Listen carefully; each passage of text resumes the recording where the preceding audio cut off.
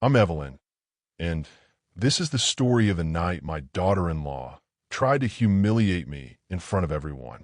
But fate had a way of turning her own words against her. When she lifted that glass and accidentally insulted me, everyone froze. I felt my cheeks burn, not from shame, but from disappointment.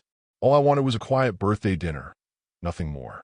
But when a long-hidden truth came out, right there at the table, it was her who couldn't lift her eyes from the floor. And my son finally saw who she truly was. My birthdays were never grand events.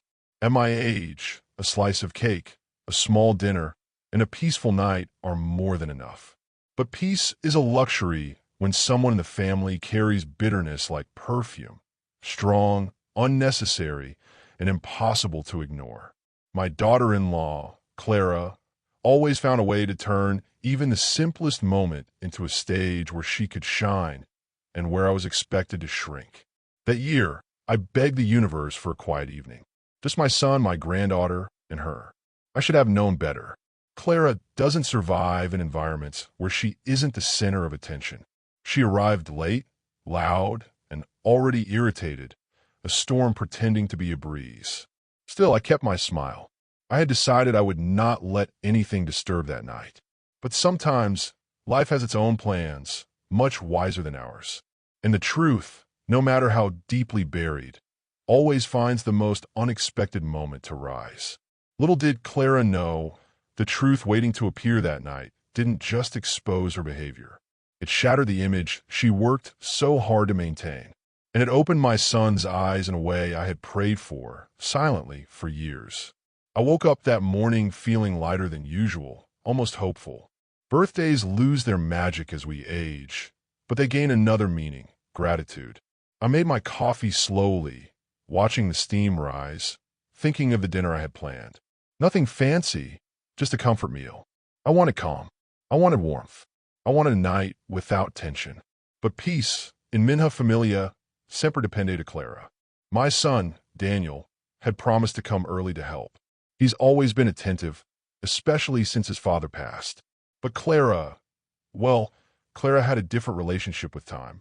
She arrived when it pleased her, left when she wanted, and always carried an attitude that said the world revolved around her schedule. Still, I try to trust that maybe, so talvez, she would behave. The table was set, the candles lit, and soft music played in the background. I had chosen everything with care, because ambience can sometimes soften even the sharpest temper. When the doorbell rang, I took a deep breath. Daniel entered first, smiling, holding my favorite flowers. My heart warmed. But behind him, veio a tempestade. Clara walked in wearing a dress too extravagant for a simple dinner, as if attending an awards ceremony instead of my humble gathering. She barely glanced at me, muttering, "Happy birthday," with a tone colder than the weather. Her eyes scanned the house as though inspecting flaws. I felt the familiar knot in my chest, but I held my composure. It was still my birthday. My granddaughter, sweet Sophia, ran to hug me, and that alone made the night worth it. She whispered, "Vovo, I drew something for you," while handing me a folded paper. Before I could open it, Clara rolled her eyes and said, "Let her breathe. Sophia, she's old, not made of steel." Daniel frowned. I pretended I didn't hear, though every word cut sharper than the last. Dinner began with forced smiles and mechanical politeness. Clara complained about the traffic, the weather, the lighting, everything but her own behavior. She even rearranged the table settings I had placed with care. "Symmetry, Evelyn," she said, as though teaching a child. I felt the old urge to shrink, but I reminded myself, tonight I will not give her that power. At one point, Daniel tried to bring up good memories, things to lighten the mood. But Clara couldn't let a moment pass without inserting herself. She corrected him twice, contradicted him once, and even mocked the way he pronounced a word. I watched silently, heart aching. Not for me, for him. For how blind he had become to the subtle erosion of his spirit. When dessert arrived, I sensed a strange energy in Clara. She was restless, almost excited, like someone preparing for a performance. She poured herself another glass of wine, tapped it with a spoon, and called for attention. I knew, in that second, that something terrible was coming. My stomach tightened. My peaceful night was slipping away. With a smirk, Clara raised her glass and said, "To Evelyn, another year wiser, though some habits never change." The table fell silent. She continued, speaking slowly, savoring each word like poison. "I mean, not everyone can age gracefully. Some people cling to old ways, old objects, old illusions." Daniel looked confused. I felt my heartbeat in my ears. And then she said the sentence that would mark that night forever. "Maybe this year you'll finally learn your place." The words hung in the air like smoke from a burned-out candle. Thick, unpleasant, impossible to ignore. I felt the sting, yes, but more than that, I felt a deep sadness. Not because she humiliated me, but because my son sat there, unsure of what to do. His eyes darted between us, searching for a reason, a justification, something that made Clara's behavior less cruel than it truly was. But there was nothing. Her smile was wide, triumphant, as if she had accomplished something meaningful. I swallowed the lump in my throat and kept my voice steady. "Clara," I said softly, "that was unnecessary." She shrugged, pretending innocence. "Oh, Evelyn, I'm just joking. Older people get so sensitive." Her tone dripped with condescension. My hands trembled slightly under the table, not from age this time, but from the effort of staying composed. It was my birthday. I would not let her ruin my dignity. Daniel finally spoke, though hesitantly. "Clara, that wasn't nice." He tried to smile it off, hoping to defuse the moment. But Clara didn't appreciate being corrected, especially not by him. She narrowed her eyes and leaned back in her chair. "I'm just being honest," she said. "Someone has to be." The room grew colder. Even little Sophia lowered her fork, sensing the tension like a child always does. I tried to shift the conversation, talking about Sophia's drawing, about a memory from Daniel's childhood, anything. But Clara refused to let the spotlight go. Every attempt at peace became an opportunity for her to slip another sharp comment, another mockery disguised as humor. She laughed loudly, exaggeratedly, as though performing for an invisible audience that applauded her cruelty. At one point, she looked around the house and said, "Maybe next birthday we can repaint these walls. They're so outdated." But of course you don't like change, do you, Evelyn? She smirked, waiting for a reaction. I simply breathed deeply and replied, "I like harmony, Clara, and tonight I hope for that." Her smile faltered for a brief moment, the first crack in her armor.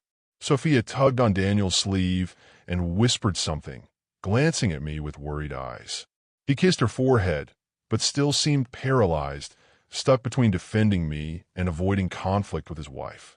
That hesitation, that hurt more than Clara's words. Years of manipulation had made him doubt his own instincts. And yet, I still believed the truth would find him eventually. Clara finished her wine and stood up dramatically. "Well, since it's your birthday," she said, "I brought you a special gift." Her tone was mocking, her smile mischievous. She pulled a small box from her purse, wrapped in shiny paper. But something in her expression told me the gift was not meant to delight. It was meant to embarrass. Daniel looked at her nervously. "Clara, what is that?" She placed the box in front of me, tapping the lid with her finger. "Go on, open it. It's perfect for someone your age." My heart thudded painfully. I didn't want to open it. I didn't want another cut, another humiliation disguised as generosity. But refusing would only feed her ego. So with steady fingers, I lifted the lid. Inside lay something that made my stomach twist. Something chosen not out of care, but cruelty. A pill organizer. One of those big, colorful boxes labeled with the days of the week. Clara clapped her hands together as if she had done something hilarious. "Thought you could use it," she said loudly. "You know, before you start forgetting things even more." Daniel's eyes widened in shock. Sophia gasped, and I felt a stillness wash over me, like the calm before a great storm. I looked at Clara, finally seeing the insecurity behind her arrogance. People who go out of their way to humiliate others rarely do so from strength, but from fear. And without raising my voice, without anger, without even standing, I asked the question that would begin to unravel everything she had tried so hard to hide. Clara, why are you so afraid of aging? My question hit her like ice water. Clara, who until then had exuded confidence, stood motionless for a few seconds, as if searching for a prepared answer and unable to find it. Her lips parted and closed twice before she could utter a sound. Daniel frowned, surprised. It was rare to see Clara lose control of the narrative, but there, at that moment, something inside her wavered, and I realized I had touched an invisible wound. She laughed, but the laugh was short, forced, lackluster. Aging? Why would I be afraid of aging? She raised her chin, trying to regain her composure. I'm perfectly fine. I just think people should, well, know their limits. But her voice lacked its firmness. The wine no longer gave her courage. The lights in the room seemed to reveal more than they concealed, and for the first time, Clara seemed small within her own arrogance. Daniel looked at me, then at her, confused. Clara, why would you say things like that to my mother? It's her birthday. His question, simple and honest, made Clara blink too fast. She hated being pressured, even gently. I'm just being real, she replied, more defensive now. Someone has to tell the truth. But there was no truth in what she said, only the projection of something she herself feared. Sophia, quietly beside me, held my hand. Her innocent gesture gave me the strength to remain calm. I could feel the energy in the room shifting, as if Clara's mask was becoming too heavy to bear. The silence that followed was not the comfortable silence of a family gathering. It was a sharp, heavy silence that exposes what needs to be confronted. Clara fiddled with her hair, glanced to the side, touched her dress, like someone who doesn't know where to put her hands when she's no longer in control. Evelyn, she said, in a voice searching for an authority she couldn't find, you're misinterpreting everything. You always do. But her gaze trembled, and Daniel noticed. For the first time, I saw a spark of distrust on his face, the beginning of an awakening. I tried to ease the tension. Clara, I said softly, humiliating someone is never about the one receiving the humiliation, but about the one trying to inflict it. She took a deep breath, uncomfortable. Stop twisting everything, she retorted. You're making me sound like a villain. And in that instant, a bitter irony struck me. No one was making her seem like a villain. She was simply revealing herself. Daniel ran a hand over his face, tired. Why do you always do this? He asked, almost in a whisper. Clara's eyes widened, surprised by his audacity. Do what? She retorted, her voice higher than usual. Try to embarrass my mother, he replied. Especially today. The room grew even more tense. It was as if the air had thickened. Clara was losing ground, and she knew it. She turned to me, trying to regain some emotional control. If you're so bothered, Evelyn, maybe you should, but she stopped herself, realizing Daniel was watching her intently. That's when I noticed something in her eyes, something I'd never seen so clearly. Fear. Not of me, not of the situation, but fear that the perfect image she was trying to maintain would begin to crumble before the eyes of the man she needed to control. I placed my hands on the table and spoke calmly. Clara, the way you speak, the way you act, it's not about me. It's about something inside you that hurts. She swallowed hard. Her breathing quickened. You don't know anything about me, she said, almost whispering, her voice trembling. And in that instant, a profound truth took shape within me. Clara didn't hate me. She hated herself, and that hatred needed a target. It was then that Daniel broke the final silence, with a voice firmer than I had expected. Clara, is there something you want to tell us? She froze, and I knew the truth was much closer than I imagined. When Daniel asked the question, the world seemed to stop around the table. Even the candle that had been flickering discreetly stood still, as if even the fire awaited Clara's answer. She opened her mouth, but no words came out. Her eyes glazed over, searching for an escape route that didn't exist. And in that heavy silence, the truth began to take shape. I knew this kind of silence, the silence of someone hiding something and fearing being discovered. Clara finally took a deep breath, but her voice came out weak, lacking its usual arrogant tone.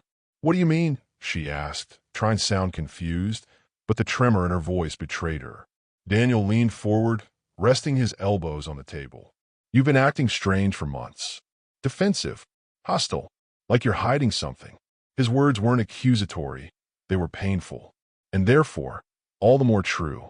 She looked away, running her fingers over the napkin as if she needed something to hold on to. I observed every gesture, every micro-expression. Clara had always been good at acting, but even the best masks crack when the light of truth shines directly on them. Sophia, sensing the tension, rested her head on my shoulder, and I ran my hand through her hair, offering the only comfort I could at that moment. "Daniel," Clara said, still too afraid to look at him, "this is not the time." Her voice pleaded more than commanded. Daniel shook his head slowly. "When is the time, then? Because every time I try to understand what's happening, you turn it into a joke or an attack." He took a deep breath, and I could see the weight of years finally leaving his chest. "I'm tired of walking on eggshells around you." Those words struck her like an invisible blow. Clara blinked rapidly, as if fighting back tears that refused to fall. It was the first time I had seen fragility in her. Not the fragility she attributed to others, but the real fragility, the one born of unspoken truths. "I'm not hiding anything," she insisted, but even Sophia would have seen through it. The voice cannot hide what the heart tries to deny. I decided to intervene, not as a victim, but as someone who sees what's behind the storm. "Clara," I said sweetly, "sometimes when we carry a burden alone, we end up hurting those around us without realizing it." She finally looked at me, her eyes brimming with tears. There was no more arrogance there, only fear. Fear of being seen, fear of being exposed, fear of being abandoned. Daniel reached out his hand to her, not to judge her, but to invite her to the truth. "If there's something wrong, tell me. Tell us." The simple gesture dismantled her last defense, because Clara knew that if she continued lying, she would lose more than her pride. She would lose the only man who had treated her with kindness when she herself didn't know how to be kind. She lowered her head, took a deep breath, and for a moment the only sound in the room was the soft ticking of the clock on the wall. I felt the air shift, heavy with anticipation. It was as if we were all about to walk through a door that would never close again. Clara clasped her hands together, her fingers trembling, and her voice came out almost inaudible. "Daniel, I need to tell you something." My son's heart seemed to stop. He swallowed hard, waiting for the confession that could change everything. Sophia raised her head, curious, not understanding the gravity of the situation. I took a deep breath, preparing myself for what was to come. Because, at that moment, I realized that this night would not be marked by what Clara tried to do to me, but by what Clara was about to reveal. Then she slowly raised her eyes, looked at Daniel with an old pain hidden in her gaze, and finally said, "It's about the nights I've been leaving the house." When Clara finally mentioned the nights I've been leaving the house, Daniel paled. He'd known something was wrong for months, but he'd never had the courage to ask directly. Now, however, her words flung open a door he'd always feared to open. The room fell so silent that even the silverware seemed to be watching. Sophia, innocently, played with her napkin, oblivious to the emotional earthquake about to shake our family. Clara intertwined her fingers, squeezing them so tightly that the knuckles turned white. "I didn't want to tell you," she murmured, "because I knew how you'd look at me after." Daniel took a deep breath, trying to remain calm. "Clara, where do you go?" The question came out firmly, but there was an emotional tremor beneath, like a thread about to snap. He leaned forward, attentive to her every move. She closed her eyes, like someone plunging into a cold lake, because there is no other option. "I haven't been going out for fun," she said, her voice almost inaudible. "I went looking for help." Daniel blinked several times, confused. "Help? What do you mean help?" Clara swallowed hard and finally looked at me. And in that look, there was something I had never seen in her before. Real vulnerability, stripped of masks, without barbs, without superiority. Just pain. It was then that I realized that all the hostility she poured out on me was a distorted reflection of what she carried inside. Most wounded people don't hurt others because they want to, but because they no longer know how to live any other way. Daniel, still lost, insisted, "Clara, help for what?" He needed to hear the truth, even if it broke apart his heart. The truth always demands a price. Clara took a deep breath, holding it for a few seconds, as if searching for courage within herself. "For my anxiety," she whispered. "For my fear of losing everything. For feeling like I'm never good enough, not even for you." Daniel's eyes widened. He never imagined that behind the criticism, the sarcasm, the arrogance, there was someone being slowly corroded by insecurities so deep that they were destroying everything around them. The tears that welled in her eyes weren't manipulative. I recognized that kind. They were the tears of someone finally breaking down after trying to bear an impossible burden. She covered her face with her hands. "Every time I looked at you two together," she cried, "I felt like I didn't belong. Like you loved your mother more than me. And instead of dealing with that, she bit her lip, unable to finish. But we all knew. She chose to attack what she feared she didn't possess." Daniel ran a hand through his hair, visibly shaken. "Clara, why didn't you talk to me?" His voice wasn't angry. It was painful. The pain of someone who loves and has always tried to build a peaceful home, only to discover that the storm was coming from within their own house. Clara wiped her eyes, trembling. "Because I didn't want you to see me as weak. So I pretended to be stronger than everyone. I pretended to be in control. But I wasn't." Sophia lifted her little face and looked at her mother, confused to see her crying. Clara tried to smile at her daughter, but the smile came out crooked, broken. "I'm so sorry," she murmured, looking at me now. "I'm sorry for taking it out on you. It was easier than admitting I was falling apart." Her words carried the sincerity I had always dreamed of hearing, not for myself, but for the sake of Daniel and Sophia. It was the first crack that could truly lead to healing.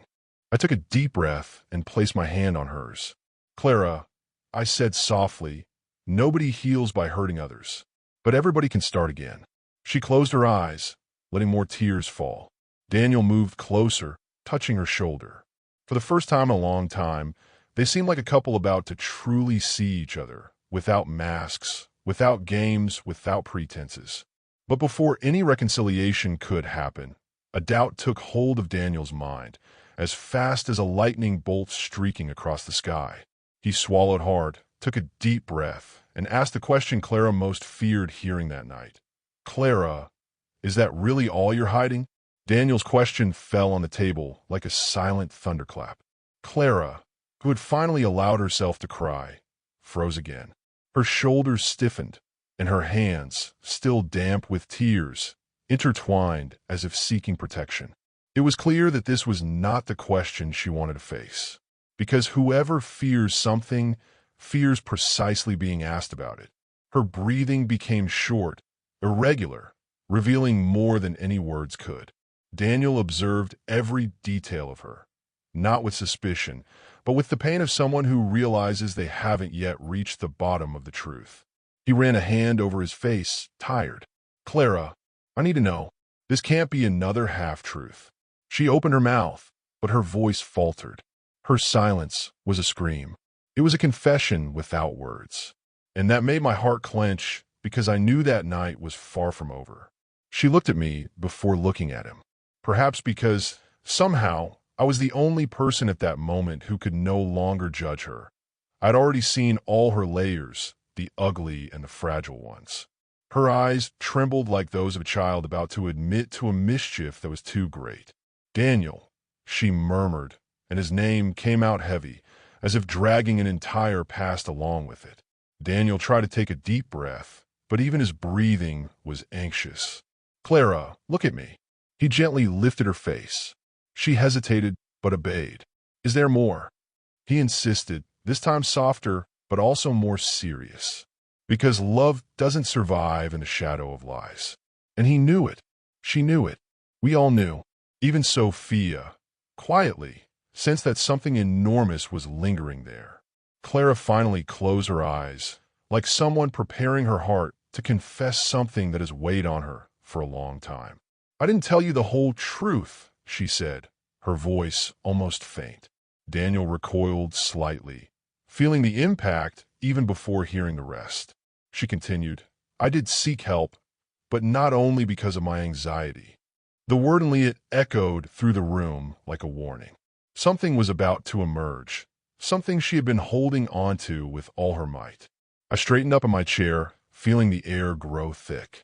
Clara, I said calmly, the truth can hurt, but lies destroy. She took a deep breath, trying to regain strength she may never have had. I've been scared, she admitted. Scared of losing my family. Scared of losing myself. Scared of... She paused again, as if telling herself she couldn't go back after the next step. Daniel no longer hid his nervousness. Scared of what? He asked, looking at her with a mixture of love, doubt, and pain. He didn't want to hurt her. He wanted to reach her.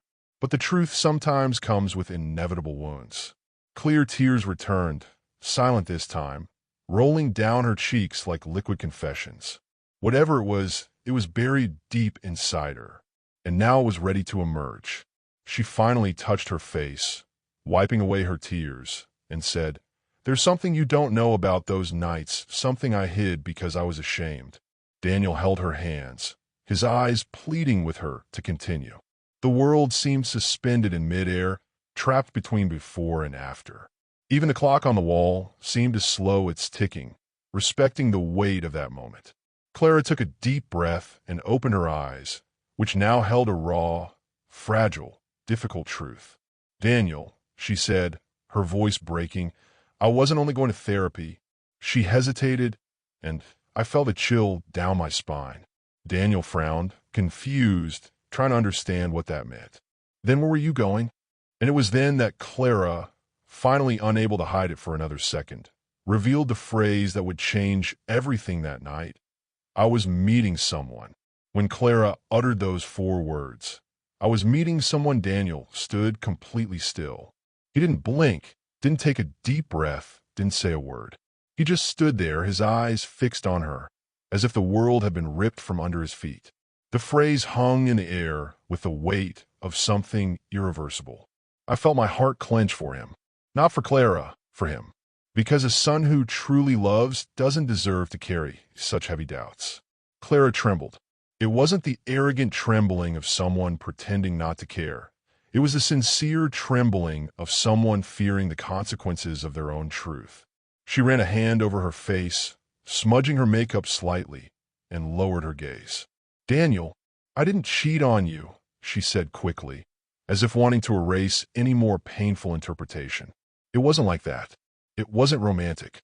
It wasn't betrayal in that sense. But the lack of details only deepened the mystery. Daniel took a few seconds to answer. Then who were you meeting? His voice came out low, almost a whisper, as if speaking loudly might make the pain grow. Clara rolled the napkin between her fingers, destroying it without realizing it. A perfect reflection of what she was doing to herself. Someone who understands something I've been hiding, she finally said. The enigma only deepened. The truth seemed to be revealed in pieces. I took a deep breath, trying to maintain composure for everyone there. Clara, I said softly, the truth doesn't shrink when you delay it. It only hurts more. She looked at me with red, tired eyes, as if I were the only one there capable of understanding what was about to come out of her mouth. You're right, she said. I didn't think today would be the day. But the truth doesn't choose days. It explodes when it needs to. Daniel rubbed his hands over his face, nervous. If this person isn't a lover, he said, then what are you hiding from me? From us. The question overflowed with hurt and confusion. He had always been too kind, too patient, and this revelation struck him like a sharp blade. Clara, seeing his pain, began to cry again. Not the theatrical crying she sometimes used to manipulate situations, but a raw, involuntary, confessional cry. She took a deep breath, leaning slightly forward as if she wanted to finally get it all out. Daniel, I've been meeting with someone who knows about my past. His eyes widened. Your past? What part of your past? Clara paused for a few seconds that seemed like an eternity. The part one never told you, she murmured. The part I'm ashamed of. And there was the spark. The confession wasn't just about the nights out. It was something deeper. Sophia gently tugged at my arm, feeling the weight of the moment even without understanding it. I held her hand, offering the comfort I could. Daniel leaned forward, his voice firmer now. Clara, I married you because I believed I knew who you were. If there's something from your past, you should have told me. She cried harder, as if finally realizing the magnitude of the consequences of her secrets. Daniel, she whispered, I didn't tell you because I thought you'd see me differently, because I thought you'd think I wasn't worthy of you. My heart tightened. Her insecurity wasn't small. It was enormous, deep, invisible, and it had been shaping everything around her, even her cruelty towards me. People who feel unworthy always end up hurting others to avoid being hurt themselves. Clara was the living embodiment of that. Daniel took her hand, even though he was shaken. Tell me who this person is, he asked, his voice a mixture of love and exhaustion. Tell me the truth. Clara closed her eyes, took a deep breath, and let the air escape slowly, like someone preparing to face a ghost too old for them. When she opened her eyes again, there was a pain in them that I had never seen before. Then, finally, she said, I've been meeting with someone who knows my real identity. When Clara said that someone knew her real identity, a chill ran down my spine. Daniel's eyes widened, confused. Real identity? Clara, what does that even mean? The word identity, it hung in the air like an enigma no one was prepared to face. Clara pressed her hands in her lap, trembling like a leaf in the wind. I instantly realized that this revelation would be bigger than anything said so far, and that it might change everything we thought we knew about her. She looked at Daniel, and the pained expression on her face was that of someone who had carried a heavy secret for years, perhaps even since childhood. I'm not who you think I am, she confessed, her voice breaking mid-sentence. Daniel frowned, perplexed. Clara, I married you. We've lived together for years. How can you say that? He expected logical explanations, but what followed wasn't logical. It was emotional, profound, and hidden. Clara ran a hand over her face, breathing unevenly. My name, the life I told you about, the family history I invented, none of it was real. Daniel recoiled, as if he'd received an invisible shove. What do you mean invented? She couldn't look him in the eye. Everything, she murmured. I created a version of myself I thought you'd accept. Someone stronger. Someone with a stable past. Someone normal. The word normal she left, burdened with shame. I felt my chest tighten, because, in that instant, I understood something no one else had seen. Clara never considered herself worthy of love. Everything about her, her arrogance, her attacks, her need for control, was armor built upon devastating insecurity. Daniel brought his hand to his mouth, trying to process it. Clara, what is your real past? She finally lifted her face, her eyes red and glistening with pain. I grew up bouncing between shelters, she said, her voice almost fading. I never had a family, never had stability. I changed my name 3 times before I turned 18. Sophia, not fully understanding, simply moved a little closer to me, feeling the emotional weight in the air. I ran my hand through her hair, shielding her from that adult storm. Daniel gripped the arm of the chair tightly. The revelation touched not only the present, but years of shared memory. Why didn't you tell me? He asked, his voice faltering. Clara wiped away tears, but more came. Because you come from a beautiful family. You had a mother who loved you, a home, a history. And I had nothing. I was afraid that if you knew where I came from, you wouldn't want me.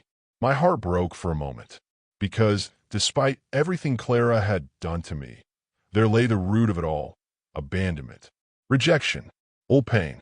Daniel ran his hand through his hair, breathing heavily. Clara, I didn't marry your past. I married you. She cried harder, but even so, hesitated. You say that now, she replied, but I couldn't risk losing the only stability I ever had. So I built a version of myself that looked acceptable. I leaned forward slightly, my voice low but firm. Clara, we all have scars. The mistake isn't in having them, but in trying to hide them from those who love you. She turned her face toward me, surprised. Perhaps she expected judgment, not compassion. But I had seen enough to understand that the most difficult people are often the most broken inside. Daniel finally held her hand, not harshly, but with a mixture of sadness and love. "I just wish you'd trusted me," he said, his voice choked with emotion. Clara closed her eyes, letting the tears fall again. "I didn't trust myself," she confessed. And that's the truth. But there was still something left unsaid, something she held back in fear. I saw it in her eyes. The confession about her identity was significant, but it wasn't the last. It wasn't the heaviest. It wasn't the most devastating. And then, while the room remained in absolute silence, Clara took a deep breath and said, in the lowest voice of the night, "There's one more thing, something I've hidden from all of you."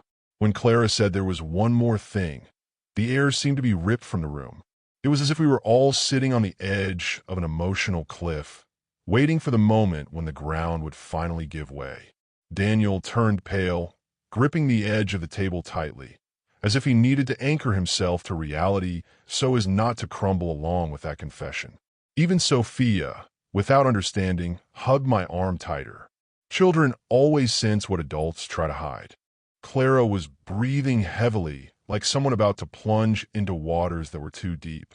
"This is the part one never thought I'd say out loud," she murmured. Her eyes moved from Daniel to me, as if searching for courage in someone's gaze, anyone's. "I didn't just change my name," she continued. "I wasn't just hiding my past. I've been living under a different identity for years." The words weighed like stones. Daniel blinked slowly, trying to understand. "Clara, I already know your past wasn't what you told me. But what do you mean by different identity?" She closed her eyes for a moment, as if it physically hurt. "I wasn't just hiding my childhood. I was hiding who I legally was." Daniel recoiled in his chair. "Legally?" He repeated, stunned. The word seemed impossible to fit into the context of that domestic room, that dining table set for a birthday.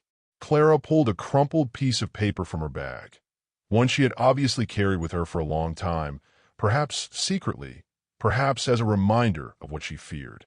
Her hands trembled so much that Daniel had to help unfold the paper. When he opened it, he stared intently, without blinking. The old birth certificate had another name, another date, another story. It took him a few seconds to form a sentence. "This isn't your name."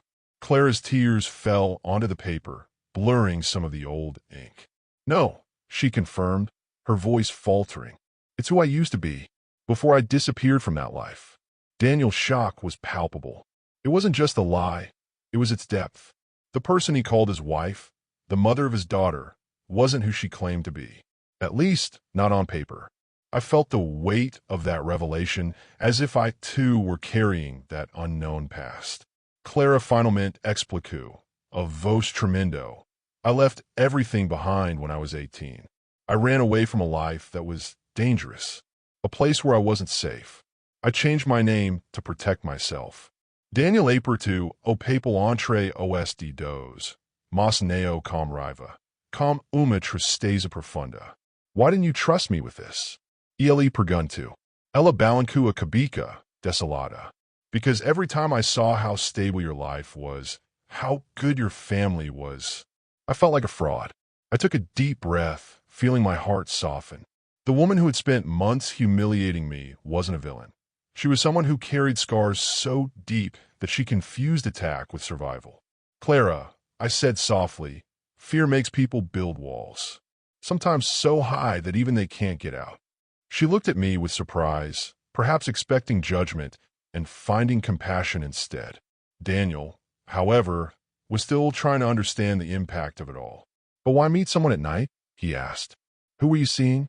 Clara wiped her face, taking a deep breath to avoid breaking down again. "The person who has the rest of the documents. Someone who knew me before I disappeared. Someone who knows everything." The confession was heavy, but it came with a strange sense of relief. The silence that followed was profound, almost spiritual. It was as if we were all trying to piece together within ourselves a story we never imagined existed.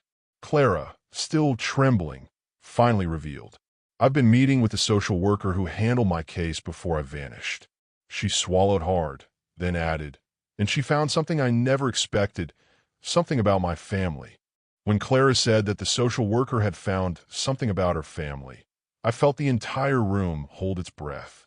It was as if we were all on the edge of an abyss, waiting for the truth, finally, to take the final step. Daniel leaned forward, his heart in his throat. He didn't blink. He didn't move. He was in a state of pure emotional alert, like someone about to hear something that would change everything he thought about his own life. Clara gripped the back of the chair, trying to steady herself before the words escaped her. "I thought I didn't have a family," she began, her voice pained. "I thought I was abandoned, forgotten." A tremor passed over her lips. "But the social worker found something in the old files, nothing he told me."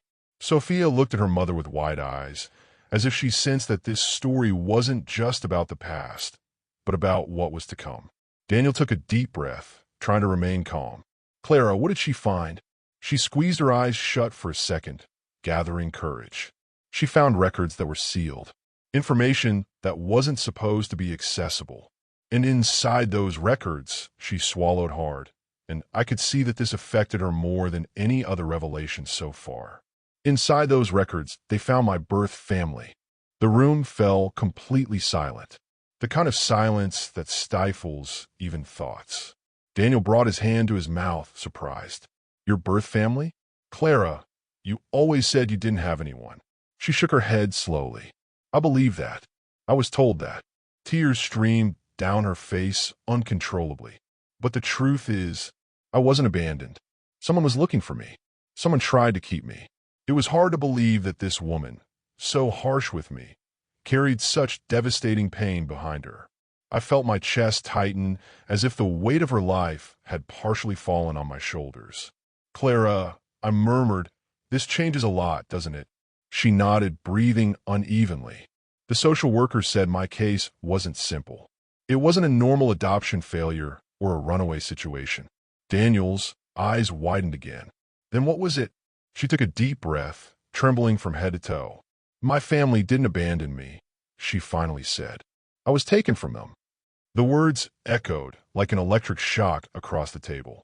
Daniel turned so pale, I feared he would faint. "Taken," he repeated, almost voiceless. Clara nodded with a painful lump in her throat. There was a custody fight, a legal battle, accusations.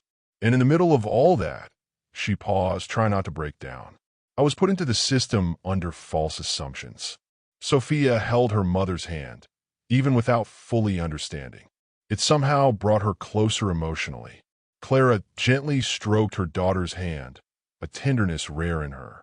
"I grew up thinking no one wanted me," she said. "But someone wanted me desperately. Someone searched for me for years." Daniel ran his hands over his face.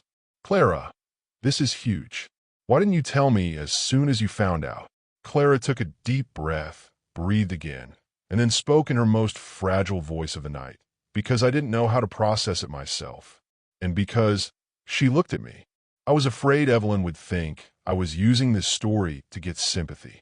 My heart ached at that moment. I never wished her ill. I only wanted respect.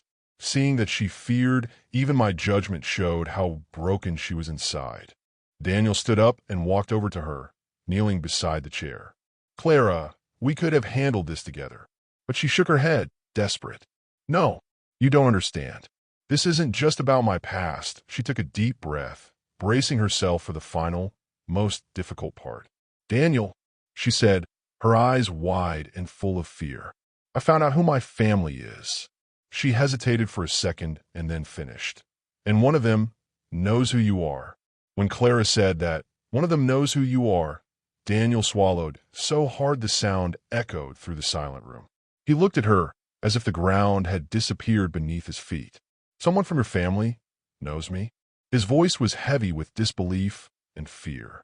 He didn't know whether to expect a dangerous, emotional, or devastating revelation. And Clara, well, Clara seemed on the verge of complete collapse. She clasped her hands together, pressing them against her lips as if trying to stop the truth from escaping before the right moment. "Yes," she finally said. "They know you, and they've known about you for a long time." Daniel recoiled slightly, confused. "But how? How could they know me if I never even knew they existed? Clara took a deep breath, trembling from her shoulders to her hands. It was clear that she feared not only his opinion, but the consequences of that link between two worlds that should never have crossed paths. I felt my heart race. Something there had a weight that transcended the drama of the night. It was as if we were all about to discover that life has strange ways of connecting people who should never be connected. "Clara," I said softly, "who is this person?" She turned to me, her eyes welling with tears.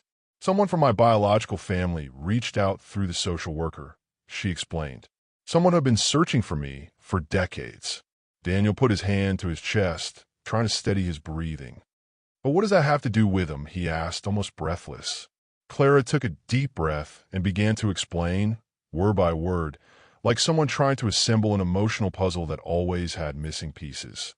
"Because they recognized you from pictures, from Sophia's school events, from your workplace's website." Daniel paled. "My workplace? Clara, this is starting to sound dangerous." She shook her head quickly. No, not dangerous. Just unexpected." The choice of word "unexpected" didn't help. She looked away, staring at the floor as if searching for answers there. "The person who recognized you didn't approach you. They approached the social worker instead. They wanted to confirm if I had built a family." Daniel squinted, trying to understand. Why would that matter to them? Clara remained silent for a few seconds that seemed far too long. And then she spoke. "Because the person who recognized you isn't just a relative. There's someone important in my past.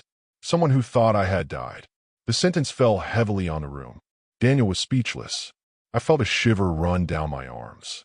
Sophia hugged my shoulder, sensing the atmosphere growing dark. Daniel finally managed to say something. "Who thought you were dead?" Clara took a deep breath, exhausted. "My older brother," she replied in a whisper.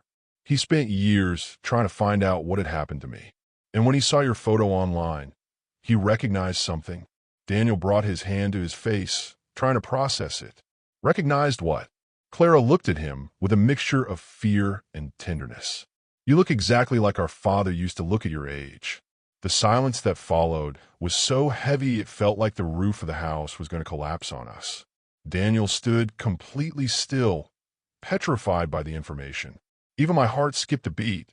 For a second, I couldn't breathe. Not because of the absurdity of the revelation, but because of the emotional impact it carried. Clara wiped away her tears and added, her voice trembling, "My brother thought, for a moment, that you were related to us. That you could be family by blood." Daniel gasped. Even I felt the world spin around me. Clara shook her head quickly. "But that's not possible," she continued. "It was just the resemblance. Just a coincidence." The social worker confirmed the timelines don't match. She took a deep breath, like someone who had just survived an emotional avalanche. "But he recognized you, Daniel," she said, her voice low. "And now, he wants to meet you." Daniel stood, so still he seemed part of the table. "The request. He wants to meet you." It hung in the air like a shadow too large to ignore. His eyes were distant, as if his soul had taken a few steps out of his body to try to comprehend the magnitude of it. A stranger, a brother Clara never knew she had, a man who had searched for her for decades. Now she wanted to meet my son. Life has strange ways of uniting destinies that should never have crossed paths, but they do anyway. Clara wiped away her tears with the back of her hand, trying to control her breathing. "He said meeting you could help him understand me," she murmured, ashamed. "He wants to know who I married, who my daughter is. He wants to see that I survived." Her voice trembled. I, who had spent months seeing only her hard, harsh, and hostile side, was standing before someone completely different. A broken woman trying to piece together the fragments of a shattered identity. Daniel rested his elbows on the table and ran his hands over his face, rubbing his eyes like someone trying to wake from a disturbing dream. "Clara, this is too much," he said, unable to look directly at her. "Tonight was supposed to be my mother's birthday dinner, and now I'm finding out you have a whole family you never told me about, a brother who thought you were dead, sealed records, a different identity." His voice faltered mid-sentence. It was pain, not anger. I felt the urge to reach out and comfort him, But I also sensed that this was a moment between husband and wife, a moment that required space, not interference. Clara, sensing his emotional exhaustion, leaned forward slightly. "Daniel, I didn't keep this from you out of malice," she said, her voice low. "I kept it because I didn't know how to handle it myself. I didn't know where it fit in my life. I didn't know if I fit in it." Sophia, sensing the heavy atmosphere, rested her head on Daniel's shoulder. He hugged her automatically, instinctively, as if she were the only certainty amidst that turmoil. "What does he want exactly?" Daniel asked, in a more pragmatic tone, like someone trying to catch their breath after a storm. Clara hesitated. "He wants to meet all of us." Daniel looked up, surprised. "All of us?" She nodded slowly. "He said he wants to apologize for not finding me sooner. And he wants to see the family I built, to see that after everything, I'm not alone." The sentence hit Daniel hard, because for the first time that night, he understood something fundamental. All her arrogance, the attacks, the need to validate herself, came from a place of deep fear of being abandoned again, of losing everything, of not being enough. I decided to speak then, with the calm voice that life has taught me to cultivate. "Daniel, sometimes when someone lives a whole life thinking they have no roots, any chance of reunion can seem frightening." He looked at me, seeking clarity. "Evelyn, what do you think we should do?" That question, directed at me, carried immense weight. Not because I had power in the decision, but because he trusted my sense of justice and humanity. I looked first at Daniel, then at Clara. "This isn't something that can be decided tonight," I said. "There's too much emotion in the air. Too much said. Too much unsaid." Clara inclined her head, silently agreeing. Daniel took a deep breath, accepting it, even without knowing how to proceed. The truth was that no one there was ready to make a clear decision about it. It was too big, too important. Clara ran her hand through her hair, visibly exhausted.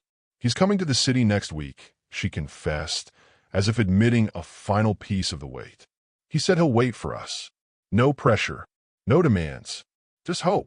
Daniel looked at her with mixed pain and compassion. I knew he loved Clara, despite everything. And I also knew that this love was being tested like never before. And then, as if life wanted to add another layer to that delicate moment, Clara uttered the phrase that would make the night even heavier. "He also told me something else, something about why I was taken." When Clara said that her brother had revealed something about why she was taken from the family, a chill ran through my body. It wasn't curiosity, it was a premonition. The kind of silence that precedes emotional earthquakes. Daniel shifted in his chair, as if he needed physical stability to face what was to come. He held Sophia's hand, and she, even without understanding, squeezed his back. Children always know when the adult world is about to shatter. Clara took a deep breath, as if searching for air to utter a sentence that carried years of traumatized pain.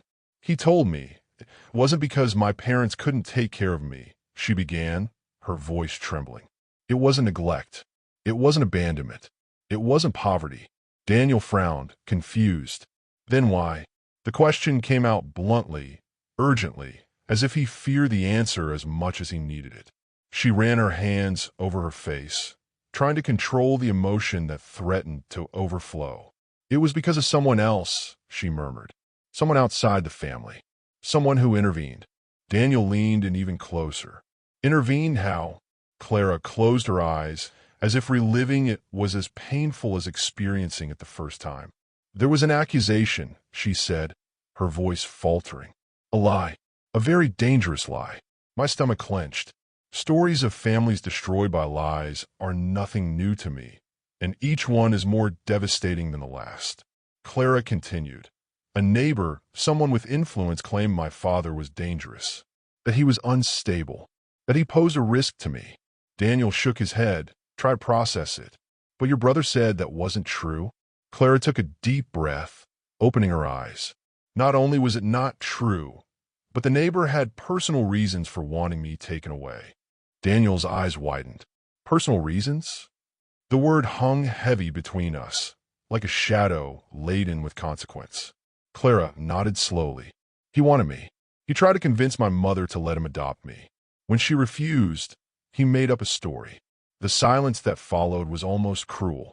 Daniel put his hand to his chest, as if absorbing her pain into his own flesh. "You were taken because of a lie?" he asked, his voice lower, more broken. Clara wiped away her tears, but new ones immediately welled up. "Yes," and the system believed him. "My parents fought. They fought so hard. But the man had connections. And when the process took too long, I slipped through the cracks." Sophia, feeling her mother's pain, climbed on her lap and hugged her neck. Clara embraced her with a tenderness she rarely showed. "I grew up thinking they didn't want me," she said, sobbing.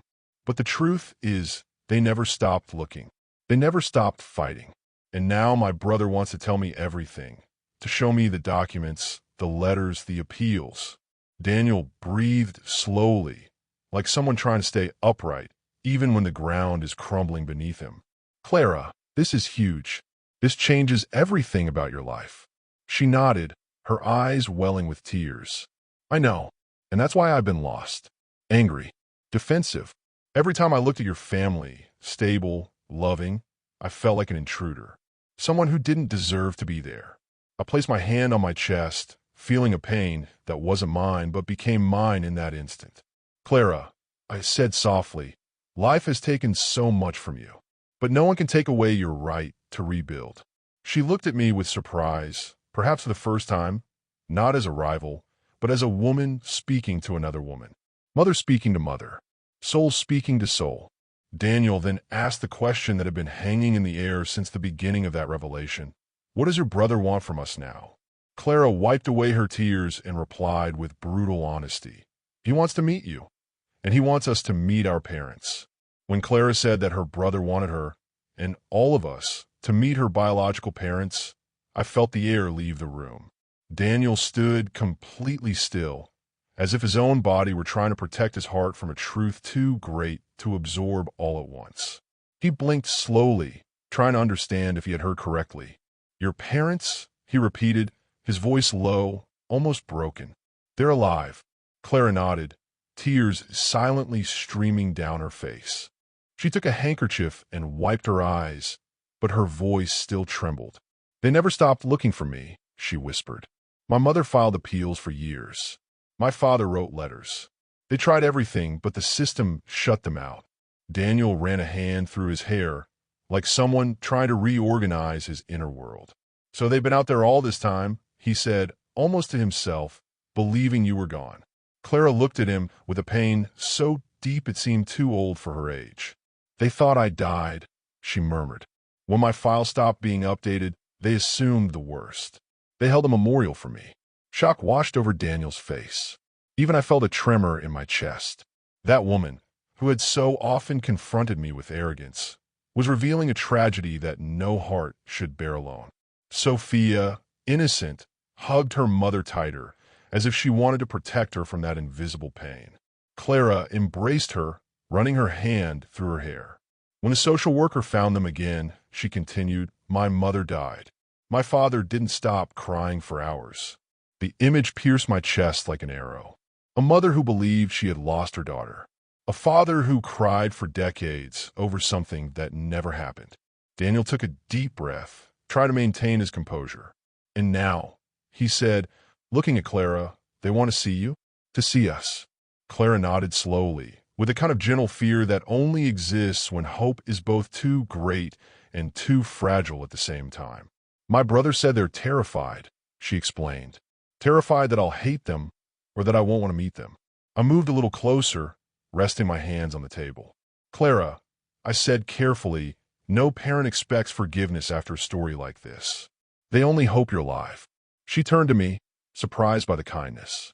Perhaps because, in her mind, I represented precisely the kind of mother she felt she never had. But at that moment, we weren't mother-in-law and daughter-in-law. We were two women looking directly at each other's deep pain. Daniel shook his head, confused, touched, but also overwhelmed. "This is a lot," he admitted.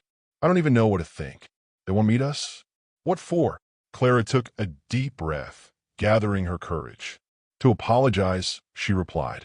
"To thank you for being my family when they couldn't. And she hesitated, her eyes welling up again. To see their granddaughter. Sophia, upon hearing the word granddaughter, lifted her little face with curiosity. I have another grandma. Clara hugged her tightly, tears falling onto the girl's hair. Yes, my love, she whispered. You do. Daniel looked away, too emotional to contain himself. He discreetly wiped away a tear with his thumb. He was a man torn between loyalties, the past, the future, and the responsibility of being the safe haven for a family that was now proving to be much larger than he had imagined. Clara then took a deep breath and confessed the last part, the one she most feared Daniel would reject. They want us to go there, she said weakly, to their home, to meet them, to hear everything, to see where I came from, to finally put this puzzle together. Daniel remained silent, staring into space, processing the impact of this on his life, on his marriage, on his daughter, on me, on everything. And then, with a firm voice for the first time that night, Clara said, Daniel, I need you with me. I can't face them alone. When Clara said, I need you with me, the entire room seemed to shrink. Daniel took a few seconds to lift his face, as if carrying a weight far greater than his shoulders could bear. He opened his mouth to answer, but no words came out, only a deep, almost painful sigh. The truth of that night had already shattered everything, and now Clara was asking for something that wasn't simple, quick, or easy, emotional presence in a wound that wasn't his but would affect him forever. Clara, realizing his dilemma, held his hand tightly, not physically but desperately. Daniel, if I go alone, I might break, she confessed. I don't know what I'll find. I don't know what I'll feel. I don't know if I'll even recognize myself in those memories. It was the first time she admitted, without masks, how afraid she was, how human she was, how much her past was a labyrinth of pain and abandonment. Daniel looked at her, then at Sophia, and finally at me, as if searching each face for a different kind of guidance. And in all of them, he found only surprise, compassion, and respect. I sensed a silent question in his eyes. What is the right thing to do? But I knew that was an answer he would have to find for himself. My role, as a mother, is not to choose, it's to enlighten. And so I just gave a small nod of understanding. He took a deep breath and finally spoke, his voice hoarse. Clara, I love you. But tonight, I don't know who you are. Clara squeezed her eyes shut, as if those words were a blade piercing her heart. I know, she replied, her voice breaking. And I'm sorry. I never wanted to hurt you. Daniel lowered his gaze. It's not just about hurting me, he said. It's about trust. And right now, I don't know how to rebuild what was broken.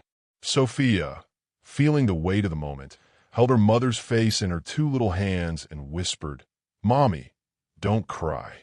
The daughter's innocence tore through the final layer of bravery that Clara tried to maintain.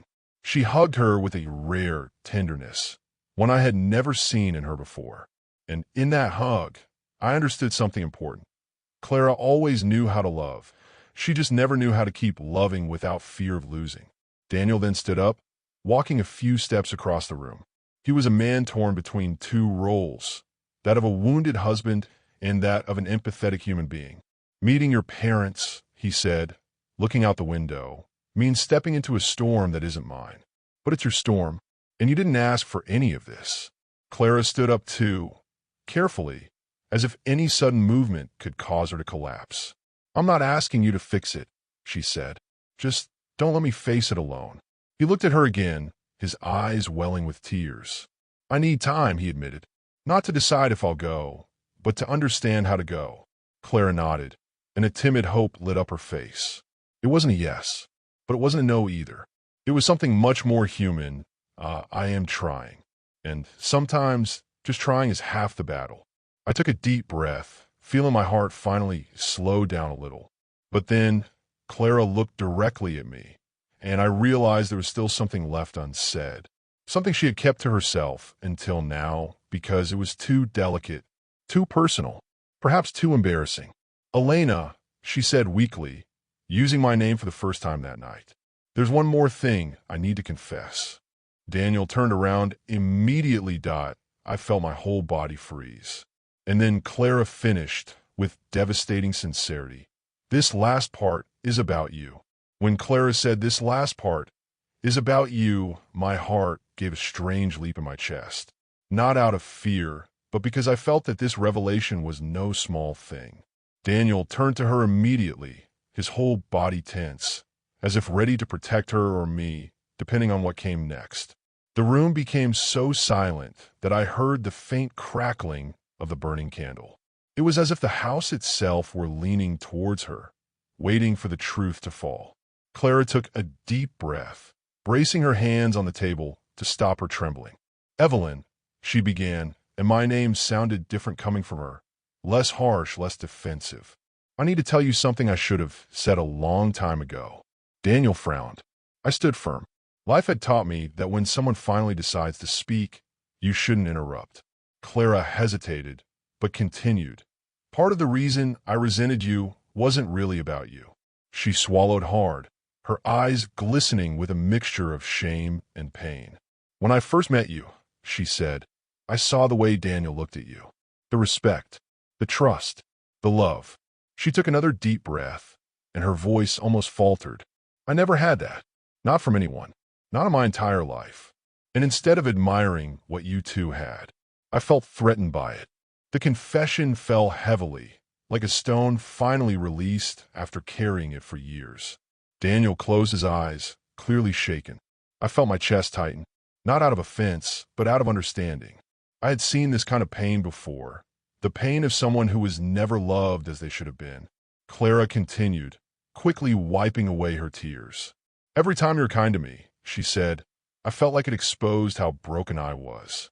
Every time you spoke softly, I felt loud. Every time Daniel chose your advice, I felt invisible." She trembled as she admitted it. It was pure vulnerability. "Evelyn, ella continua, vos falhando. You didn't do anything wrong. I was projecting. Your strength reminded me of everything I didn't have. Your stability reminded me of the chaos I came from. And your love for Daniel. Ella resperu fundo, segurando ocoro. That love reminded me that I had no example of family, no model, nothing to copy. So I fought you. I pushed you away. I tried to make him choose." Sophia, sensing that her mother was saying something important, held her hand. Clara squeezed her little hand affectionately. "I was wrong," she said, looking at me with raw sincerity. "I hurt you because I didn't know how to be part of something healthy. I hurt you because I didn't know how to receive love without feeling like it was temporary." I felt my eyes welling up with tears. Her sincerity pierced through any defenses.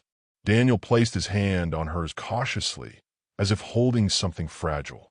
"Why didn't you say this before?" he asked. Clara smiled sadly. "Because I was ashamed. Because I thought if I admitted my jealousy, you'd see how damaged I am." She turned to me, and in that look was an honesty that had never existed between us. "Evelyn, I was jealous of you. Not because you're Daniel's mother, but because you're everything I wish I had growing up." My heart broke in that instant, not from pain, but from a compassion so profound it overwhelmed me. I extended my hand, and after a brief hesitation, Clara placed hers over mine.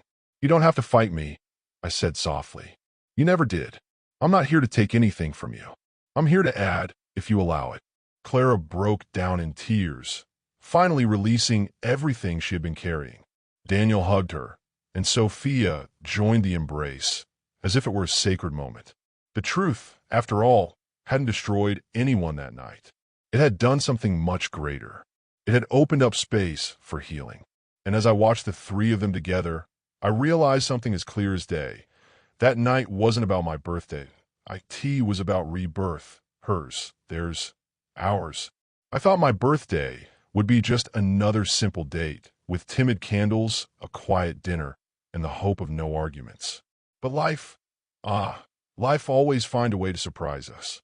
Sometimes with unexpected pains, sometimes with truths we didn't know we needed. And that night, I received a gift that wasn't wrapped in paper, nor adorned with a ribbon. I received the truth that freed an entire family. Clara arrived at my house, carrying fear, anger, insecurity, and a lifetime of abandonment hidden behind a mask of pride. I understood her too late, perhaps, but I understood. She didn't need an enemy. She needed a place. She needed roots. She needed a home. Above all, she needed someone who wouldn't give up on her at the first stumble. And that night, when she finally allowed her vulnerability to speak louder than her defenses, she became someone real, someone possible. Daniel, my son, he grew up before my eyes at that table, not because of the courage to face harsh truths, but because of the courage to remain present, even when everything seemed too much. He didn't deny the pain, he didn't hide the confusion, and that is strength, true strength. I saw in his eyes that love isn't made only of easy days, but of the days when we choose to stay when it would be simpler to run away. And I, who had so often been seen as a rival, left that night with something unexpected: peace. The peace of understanding that no woman is born hard. They learn to be. They learn the hard way, through absence, loss, the constant fear of being discarded. And sometimes when they find a structured family, they feel too small to fit in. But the truth is, there's room for everyone who wants to learn to love again. And Clara, she wanted to. She just didn't know how to ask. Today, when I look back, I realize it wasn't me who saved that night. It was the truth. The truth, when it arrives at the right time, doesn't destroy, it reveals. And when it reveals, it transforms. It healed her wound. It helped my son. It brought the three of us closer. And it taught me something that I, with all my age, didn't yet know. That sometimes the person who hurts us the most is precisely the one who most needs to be seen. And so, that night that began with pain ended with something rare, a silent rebirth, a sincere apology, and the hope, that sweet, timid hope, that from then on, we would finally become not just a family in name, but a family by choice. And deep down, maybe that was the best birthday present I could have received.